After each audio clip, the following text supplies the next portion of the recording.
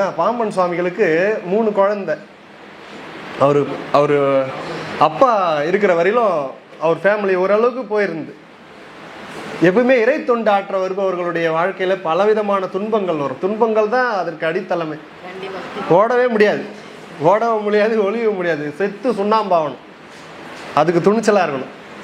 அது செத்து சுண்ணாம்பாகிற அளவுக்கு வரும் சோதனை. ஏன்னா அது வைக்கக்கூடாத இடத்துல கால் எடுத்து வச்சிட்டோம். ஏன்னா பகை யாருக்குன்னா, ஆன்மா இறைவனோட சேரணும், அது இறைவனோட சேரலை. இது அதுக்கு எதிரியான ஆணவத்தோட சேர்ந்துருச்சு.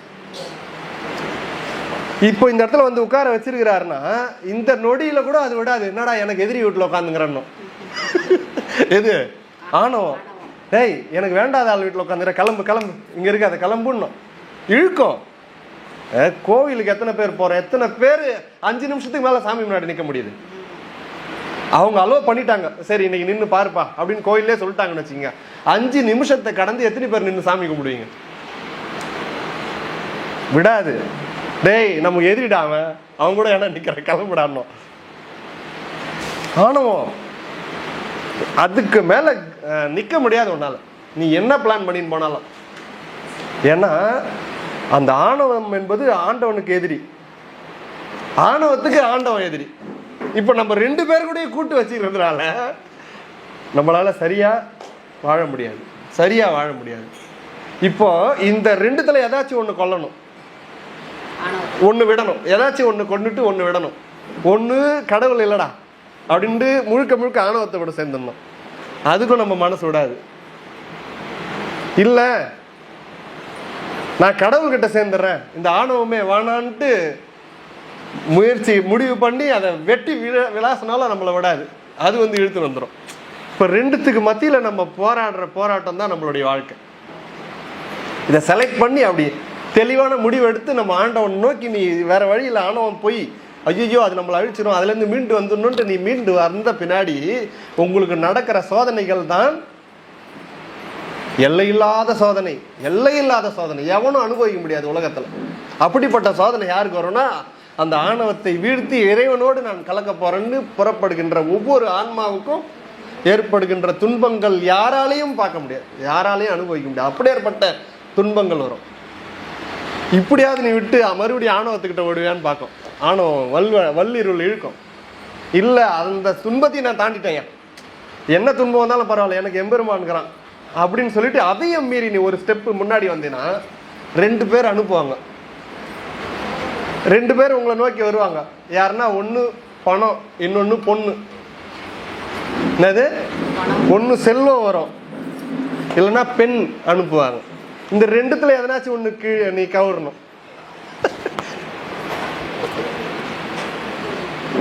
தாண்டி வந்துட்டப்பா, வந்துட்டேன், ஆணவம் வேணாண்டா, ஆண்டவன் தான் ஓணும், நீ வந்துட்ட.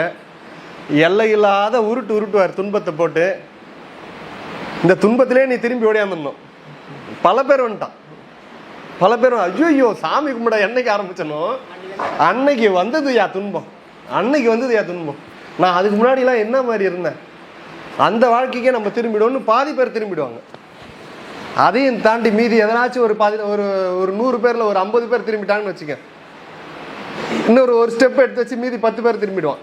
இன்னொரு ஸ்டெப் எடுத்து வச்சு மீதி 35 பேர் அப்படி வராங்கன்னு வச்சுங்க. அந்த 35 பேருக்கு 2 பரீட்சைக்குது. அதுக்கப்புறம் என்ன பரீட்சைனா, ஒன்று செல்வம், பணம் கொடுத்து கவுத்து பார்ப்பாரு. அதுக்கெல்லாம் மசி இல்லையா, அனுப்புடா பொம்பளை பசங்களை. பெண் அடியார்கள் திரும்பி ஆப்போசிட்டா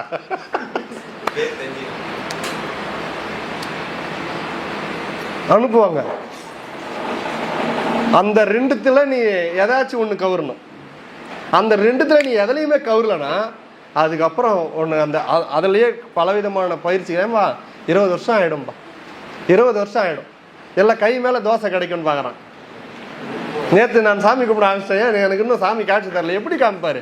இது எவ்வளவு பரீட்சைக்குது அவனுக்கு. 20 ஆண்டுகள் குறைந்தபட்சமாவது இதுக்கு ஆன்மாவுடைய பரிபக்குவம் அடைவதற்கு 20 வருஷம் தேவைப்படும். பாம்பன் சுவாமி மாதிரி யாரும் சொல்லலை, அற்புதமா சொல்லிடுறார். நக்கீரர் கூட ஒரு பாட்டில் சொல்லியிருப்பாரு, அளவு இடுவார் நம்மளுடைய ஏஜை. ஏஜை பற்றி வயசை பற்றி அளவிடுவார். அறுபடை வீட்டு பாடல் எழுதின நக்கீரர் வந்து தெளிவிக்கிறார். 48 வயசு வரையிலும், 1லேருந்து 48 வயசு வரையிலும் உனக்கு இளமை பருவன்ட்டார். சந்தோஷப்பட்டுக்கலாம். இளமைன்றது 48 ஏஜ், 48 ஆண்டு காலம் வரையிலும் இளமை. அது வரையிலும் இளமை. பிரம்மச்சரியம் கடைபிடிக்கணும் 48 ஆண்டு காலம். அப்போ இல்லறவாசிகள்னா இல்லறம் திருமணம் ஆகிறதுக்கு முன்னாடி வரையிலும் நீ பிரம்மச்சரியம் கம்பல்சரி கடைபிடிக்கணும். 48 ஆண்டு காலம் பிரம்மச்சரியம், அதான் இளமை பருவம். 48 to 60 முன்முதுமை. முதுமை கிடையாது, முன்முதுமை. முதுமையிலே பிரிச்சா இருப்பாருங்க நக்கீரர். முன்முதுமை 48லேருந்து 60 வரையிலும் முன்முதுமை. 60 to 72 இல்லை 75 வரையிலும் முதுமை. 60 to 75ன்னு வச்சுங்களேன், 75 வரையிலும் முதுமை. 75 to ஆஃப்டர் பின் முதுமை. இதுதான் நம்மளுடைய எல்லாருக்கும், மனுஷ பிறவிகள் அத்தனை பேருக்கும் சாமி வந்து நக்கீரர் ஆற்றுப்படையில் குறிப்பிடுவார். திருமுருக ஆற்றுப்படையில் குறிப்பிடுவார். 48 ஆண்டு காலம் உனக்கு வந்து இளமைப்பா, 48லேருந்து 60 வரையிலும் உனக்கு முன்முதுமை, 60 to 75 முதுமை, 75 to ஆஃப்டர் பின் முதுமை. இதில் நீ 48 கடந்து அடுத்ததில் நீ அடி எடுத்து வைக்கும்போது ஒரு விதமான பக்குவம் கிடைக்கும். அந்த முன்முதுமையிலேயே நீ வந்து ஸ்டெடி ஆயிடணும். அதுக்கப்புறம் உனக்கு 60 to 75க்குள்ள அதெல்லாம் ஐயா ஒரு ஏஜுக்கு ஏற்ற மனநிலைகள் மாறும். சத்தியம் அது, வாங்க, சும்மா கிடையாது. ஞானசம்பந்தர்லாம் 3 வயசுலயே வந்துட்டாருன்னா அவர் அதுக்காக அனுப்பப்பட்டவர். நம்மளாம் அதுக்காக அனுப்பப்படாதவர்கள். நம்மளாம் எங்கேயோ இருக்கிறோம். நம்மள மாதிரி ஆளுகளை கூட்டின்னு வரதுக்கு தான் அவங்களாம் அனுப்புனாங்க. அதனால அவங்களாம் வந்து அவங்களுக்கு அடியார்களுக்கும் நம்மளுக்கும் மீட் ஆகாது. நம்ம வேற மாதிரி பின்னவைகள், அவங்கெல்லாம் வேற மாதிரி. அவங்கெல்லாம் வந்து நம்மளுக்கு வழிகாட்ட அனுப்பப்பட்டவர்கள். அதனால அவங்களுக்கு வந்து அந்த நிபந்தனை கிடையாது. நம்மள மாரி ஆளுங்களுக்கெல்லாம் இத்தனை நிபந்தனைகள் உண்டு. அந்த ஏஜுக்கு ஏற்ற பக்குவங்கள் வரும் அந்த ஆன்மாவுக்கு. அந்த 70லேருந்து அந்த 60 to 75க்குள்ள அந்த ஆன்மா நீ வந்து இழுப்புகளாம் நீ கூப்பிட்ற மாதிரி வரும்.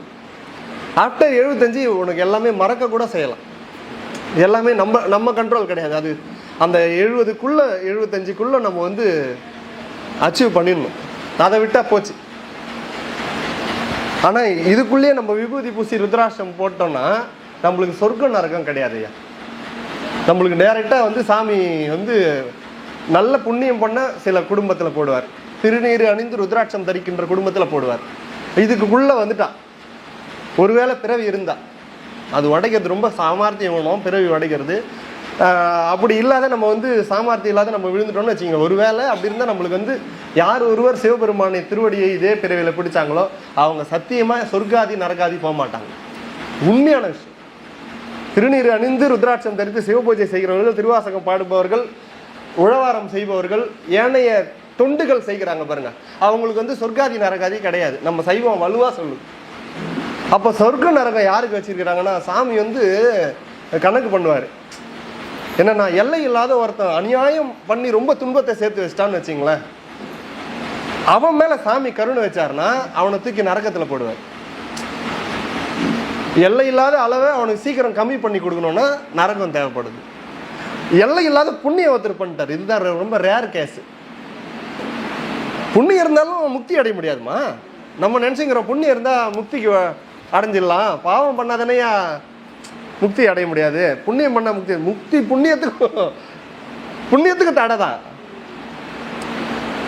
ஒருத்தர் இன்ஸ்பெக்டர் வந்து ஒருத்தர் அரெஸ்ட் பண்ணி கூட்டி போகும்போது அவன் கையில தகரத்துல விலங்கு போட்டுட்டு போனான்னா தங்கத்தினால விலங்கு போட்டுட்டு போனால எல்லாம் சிறை கிட்டும் போறதுதானே. ஐயா எனக்கு இது பாருங்க தங்கத்துல போட்டுட்டு போறாருன்னு என்ன அர்த்தம்? புண்ணியம் பண்ணி அந்த நிலையை அடையலாம், அதுவும் முக்திக்கு தடை. புண்ணியம் எதுக்கு உதவுதுன்னா இந்த மாதிரி இடத்துக்கு கூட்டின்னு வரத்துக்கு உதவும், சத்விச்சாரம் செய்ய உதவும், சிவபூஜை பண்ண வைக்கிறதுக்கு புண்ணியம் வேணும், கோயிலுக்கு வரதுக்கு புண்ணியம் வேணும், அதை பத்தி சிந்திக்கிறதுக்கு புண்ணியம் வேணும். இது எல்லாத்தையும் கொண்டு வந்து அதை நம்மளை சேர்த்துட்டு அது ஓடிடும். நாணன் காடன்னு 2 பேர் கண்ணப்பருக்கு ஃப்ரெண்ட்ஸ். நாண காடன். நாணன்றது நல்வினைன்னு வச்சுங்க, காடன்றது தீவினை.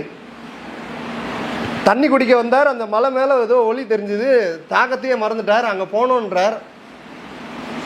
அவ்வளோ தூரம் ஏன்டா போகிற, அதெல்லாம் வேணான்னுச்சு. எது? காடன். இல்லைடா எனக்கு அங்கே ஏதோ ஈர்ப்பு இருக்குடா அப்படின்னு. அப்படியா, என்னால் அங்கே வர முடியாது, நீ ஒன்றா போகிறதுனா போணுச்சு. காடன் வழி விடணும், எது? தீவினை கேண்டிடணும், அதோட நின்றுட்டான். அவனால் அதுக்கு மேலே வர முடியல.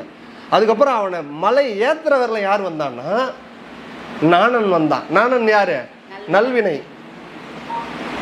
அடியார்கள் வாழ்க்கையிலேருந்து எடுக்கணும் நம்ம விஷயத்த.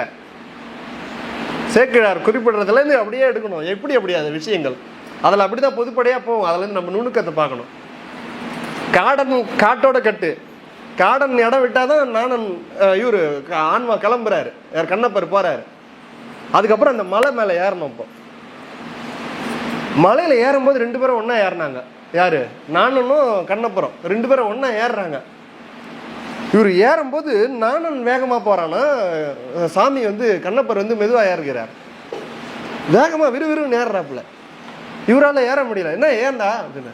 இல்லை எனக்கு என்னென்னு தெரியல அப்படின்றாரு இவர். அதிவேகமாக நாணன் ஓடுது. எது? நல்வினை போய் இழுக்கணும். ஒரு பாதி மலை ஏறிட்ட பின்னாடி நாணன் ஸ்டாப் ஆயிட்டான். அவனால் ஏற முடியல. அதுக்கப்புறம் ரொம்ப தடுமாற்றம் வருது. இவரு எடுக்கிறாரு வேகம். இப்போ அவரு வேகமாக நடக்கிறாரு, இவரு அசந்து போயிட்டாங்க. என்னடா நடக்க முடியலன்னு எனக்கு தெரியல, இப்போ என்னவோ தெரியல, இழுக்குது அப்படின்றாரு. ஒரு கட்டத்துக்கு மேலே நாணனால வர முடியல. இவர் தான் முழு மலையை ஏறி சிவத்தை அனுபவிக்கிறார். இப்போ நல்வினையும் தீவினையும் தான் இதை வச்சு நம்ம எடுத்துக்கணும். தீவினை அங்கே சாமி தெரிஞ்சவொடனே, அங்கே ஏதோ ஒளி தெரிஞ்சவொடனே இவன் கட்டாயிடுறான் பாருங்க. யாரு? காடன்றது தீவினை. அங்கே ஏதோ ஒளி தெரியுதுடா, அங்கே போனோம். இல்லைடா அங்கே போகாதன்னா. இல்லை எனக்கு என்னன்னு தெரியல, அதை பார்த்தாகணுன்னொடனே இவர் அப்போ நீ போறியா, என்னால் அங்கே வர முடியாதுடா அப்படின்னோடனே இவன் கட்டாயிடுறான். இதெல்லாம் நுட்பங்கள். இப்போ இந்த இடத்துல கட்டானது யாரு? காடன். காடன்றது யாரு? தீவினை. தீவினை அத்தோட நின்றுச்சு, அதை தாண்டி அதால் வர முடியல. வணக்கம், வாங்க சேஃபியா. தீவினையால் அதை தாண்டி அவருக்கு ஒளி தெரிஞ்ச பின்னாடி இவரால் வர முடியல. அதுக்கப்புறம் நல்வினை மட்டும் கூட போகுது. நல்வினை எவ்வளோ தூரம் போகுதுன்னா, அவரை பாதி மலை ஏற்றி அந்த லெவலுக்கு கொண்டு போனோட்டுன்னு அதுவும் கழண்டிடணும். அதுக்கப்புறம் அவர் வண்டி தனியாக போய் சிவத்தை அனுபவிக்கணும். ஆரிய நல்லா அடிச்சாரு பாருங்க. அது மாதிரி நல்வினை ஆகினும் தீவினை ஆகினும் ரெண்டும் விலங்கு தான். ரெண்டுத்தையும் அறுத்தெறியணும். நம்மளுக்கு நல்வினை தான் கூட்டின்னு இந்த இடத்துக்கு நம்மளை விட்டுருக்குது. அதனால நம்ம இப்போ தர்மம் காரியங்கள் நிறைய ஈடுபடணும். இப்போ நம்ம பண்ண வேண்டிய ஸ்டேஜில் என்ன, நம்ம என்ன பண்ண பக்குவத்தில் நம்ம என்ன பண்ணணும்னா, நம்ம காடன் என்ற அந்த தீவினையிலிருந்து விலகணும். ஏன்னா நம்மளுக்கு ஒளி தெரிய ஆரம்பிக்குது. ஒளி எப்போ தெரிய ஆரம்பிக்குதுன்னா, நம்ம அந்த நிலைக்கு புரியுது இல்லையா, இப்போ புரிஞ்ச தெளிவு கிடைக்குது. இப்போ தெளிவு கிடைக்கும் போது அவன் நின்றுடுவான். இப்போ நம்மளுடைய பக்குவத்துக்கு ஏற்ற மாதிரி தீவினையை விட்டு நல்வினையை அதிகப்படுத்திக்கணும். படுத்தினா தான் அடுத்த நிலை கொண்டு வரும். நல்வினையும் ஒரு காலகட்டத்தில் உன்னை விட்டு நீங்கி போயிடும். இப்போ அந்த முக்தி என்ற பேரின்பத்தை நம்ம அனுபவிக்கிறதுக்கு நல்வினையும் சரி தீவினையும் சரி ரெண்டுமே தடை கற்கள் தான். ஆனால் நம்மளை அந்த லெவலுக்கு கொண்டு வர வரலும் நல்வினைகள் உதவும். கொண்டு வந்த பின்னாடி அதுவும் கண்டிடும். அதே மாதிரி அதிகபட்சமான புண்ணியங்கள் செய்து வைத்திருக்கக்கூடிய ஆன்மாக்களுக்கு சாமி சொர்க்கம்னு வச்சுக்கிறாரு. ஏன்னா சீக்கிரம் அந்த வினையை கழிக்கணும். எந்த வினைய? புண்ணியம் பண்ண வினைய. புண்ணியமும் ஒரு வினை தான், பாவமும் வேணை. புண்ணியன்ற வினையை கழிப்பதற்கு சொர்க்கத்தில் போட்டு சீக்கிரம் கம்மி பண்ணி விட. அவனை சீக்கிரம் நம்ம பார்க்க திருவடிக்கு சேர்த்துக்கணும். போட்டு சொர்க்கத்தை அவனுக்கு இங்கேருந்து பூமியிலேருந்து அவனை அனுப்பினா கம்பல்சரி 2 மாறி மாறி வரணும். இங்கத்தினுடைய விதி என்னன்னா, பிரபஞ்சத்துடைய விதியில் ஒரு நல்லது வந்தால் டக்குன்னு ஒரு கெட்டது வரணும். அதனால இவன் அதிகபட்ச புண்ணியம் செய்து வச்சதுனால இந்த இடம் அதுக்கு லாய்க்கப்படாது. அதே மாதிரி ஒரு கெட்டவனுக்கு இந்த இடத்துல அதிகபட்சமான அவன் பாவம் பண்ணிருக்கிறான்னா இங்கே கம்பல்சரி ஒரு புண்ணியத்தை கொடுத்தானோ. ஒரு கெட்டவனாக இருந்தாலும் அதீத பாவத்தை பண்ணவனாக இருந்தாலும் அவனை முழுசாக துன்பத்திலே வச்சிருக்க முடியாது. டக்குன்னு ஏதாச்சும் அவனுக்கு லாட்டரி அடிக்கணும், ஏதோ ஒன்று அவனுக்கு நல்லது நடந்தாகணும். அப்படி நடந்தாகணும்னா இங்கே ரெண்டுத்தையும் வச்சு பேலன்ஸ் பண்ண இவன் சிவன் திருவடியை எட்டுவதற்கு பல காலங்கள் பல யுகங்கள் ஆகிடும். அதனால சாமி பெருங்கருணை பண்ணி சொர்க்கம் நரகம்னு 2 ஏரியாவை ஏற்பாடு பண்ணி சீக்கிரமாக புண்ணியத்தை கழிக்கணுமா, தூக்கி போடு அவனை சொர்க்கத்தில். கடன்னு அவன் வேலை முடிஞ்சதா தூக்கி போடு, மனுஷ பிரியா போடு, ரைட்டு இதில் வேலைக்கு தேர்வியான்னு பார்க்கலான்னு. அதே மாதிரி சீக்கிரமாக பாவம் கழிக்கலையா தூக்கி நரகத்தில் போடு, அதில் டேலியாவதா தூக்கி மறுபடியும் போடு, ரைட் இவன் பக்கம் வந்துட்டான். இப்போ சாமி வந்து அதீத பாவம் பண்ணவனுக்கும் அதீத புண்ணியம் பண்ணவனுக்கு மட்டும்தான் சொர்க்கம் நரகம். சிவபெருமானுடைய திருவடியை வணங்குகின்ற இங்க இருக்கக்கூடிய ஒவ்வொரு அடியாருக்கும் சொர்க்க நரகம் இடம் இல்லை. இப்படியே அடுத்த பிறகு உள்ள அன்பா உண்மையா வழிபட்டுருக்கணும், உண்மையா வழிபட்டுருக்கணும். சத்தியமா திருவாசகம் பாடிருக்கணும், சத்திய நெறியில சிவபூஜை பண்ணிருக்கணும், சத்திய நெறியில உழவாரம் பண்ணிருக்கணும். சத்திய நெறியில வாழ்ந்திருந்தா சாமி நிச்சயமாக அந்த சிவன் அடியார்களை, சிவ பக்தர்களை மறுபடியும் அவர் வந்து சொர்க்கத்துக்கு நரகத்துக்கு அனுப்ப மாட்டார். இது நான் சொல்லலை, வள்ளலாரே குறிப்பிடுவார். சன்மார்க்க சங்கத்தை சேர்ந்த யாராயினும் அவனுக்கு சொர்க்காதி நரகாதி கிடையாது. அப்படியே அடுத்த பிறவியில் அவனை நான் வந்து கொண்டு போய் விட்டுருவேன். உயர்ந்த சிவ பக்குவமான குடும்பத்தில் விடுவேன். பிறக்கும் போதே அவனுக்கு ஞானம் வந்துடும். அப்படிப்பட்ட நம்ம எல்லாரையும் சாமி வந்து அந்த பக்குவத்தில் கொண்டு போகிறதுக்கு தான் நம்மளெல்லாம் பெரிய தவம் பண்ணியிருக்கிறோம் ஐயா. நம்ம அவரை உறுதியாக நம்பி நம்ம வந்து சரணடைஞ்சிருக்கிறோம். அதனால் நம்மளை வந்து அவர் கைவிட மாட்டார். அப்படி அந்த பாம்பன் சுவாமிகள் வந்து அவங்க அப்பா இருக்கிற வரையிலும் குடும்பம் நல்லபடியாக போச்சு. நான் தான் சொன்னேன் இல்லையா, இந்த நிலைக்கு வரணும்னு நினச்சா 2 விட்டு அனுப்புவாருன்னு. என்னன்னா, ஃபஸ்ட்டு நிலையை கடக்கிறேன் வாங்கம்மா சிவசிதம்பரம். முதல் நிலையை கடக்கும் போது ஆணவமே உன்னை சாமி கும்பிட விடாது. அந்த ஆணவத்தை மீறி நீ வந்து தாண்டி வந்து சாமி தான் வேணும்னு நீ முடிவு பண்ணி போயிட்டுனா 2 அனுப்புவாருன்னு சொன்னேன். ஒன்று செல்வத்தை கொடுத்து அனுப்புவார், அதில் மதிமயங்கி நீ சாமி பார்க்காத ஓடியாந்துருவ. நீ பல ஆனந்தாக்கள் திரும்பிடுறான்ல பாவம், எவ்வளோ பெரிய யோகம் பண்ணிக்கிறான். யாரா சொல்கிறேன் தெரியுதா? இருக்கும்போதே அவர் வந்து பெரிய ஞானி. கடைசியில் என்ன ஆச்சு, சாமி 2 அனுப்புனார். நான் ஒரு எழுத்து மாற்றி கூறவில்லை, நான் சொல்றது மொத்தம் உண்மை. நீ அந்த பக்குவ நிலை அடைய வரும்போது 2 அனுப்புவார். ஒன்று செல்வம், இன்னொன்று பொண்ணு. இந்த 2த்துல நீ எதனா ஒன்றுத்துல கவரணும். ஒன்று பணம் கொடுத்து பணத்தால் மோகம் வந்து நீ அதோட திரும்பி வந்துடுவேன். அடடா இது தெரியாத போச்சே அப்படின்னு சொல்லிட்டு, இல்லை அவன் செல்வத்தையும் தாண்டிட்டான் அப்படின்னா பெண்களை அனுப்புவார். அதில் மாட்டின்னு சில பேர், எவ்வளோ பேர் வந்தான், சில பேர் இல்லை பல பேர் அந்த நிலையில தான் திரும்பினாப்புல. ராவணேஸ்வரனை பற்றி சொல்லியிருந்தேன் பார்த்தீங்களா? ராவணேஸ்வரன் மாதிரி ஒரு சிவபூஜை பண்ண ஆள் இல்லை, அப்படியே ஏற்பட்ட ஈஸ்வர பட்டம் வாங்கினவர். கடைசியில் எதில் வந்தார் பாருங்க, அத்தோட முடிஞ்சு போச்சு.